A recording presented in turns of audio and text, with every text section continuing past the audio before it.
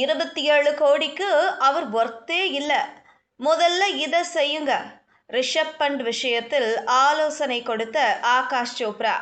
வணக்கம் செய்திப்புணல் நேயர்களே. கடந்த ஆண்டு சவுதி அரேபியாவில் நடைபெற்ற IPL கிரிக்கெட் தொடரின் மெகா ஏலத்தில் 27 கோடி ரூபாய் என்கிற மிகப்பெரிய தொகைக்கு ஏலத்தில் எடுக்கப்பட்ட ரிஷப் பண்ட் லக்னோ அணியின் கேப்டனாகவும் நியமிக்கப்பட்டார்.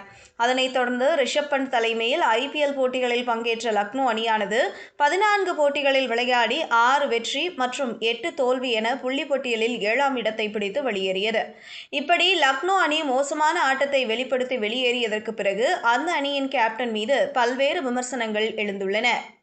ஏனெனில் இந்த தொடரில் அவர் கேப்டனாக மோசமான செயல்பாட்டை வெளிப்படுத்தியது மட்டுமின்றி பேட்டிங்கிலும் மிக மோசமான செயல்பாட்டை வெளிப்படுத்தியிருந்தார்.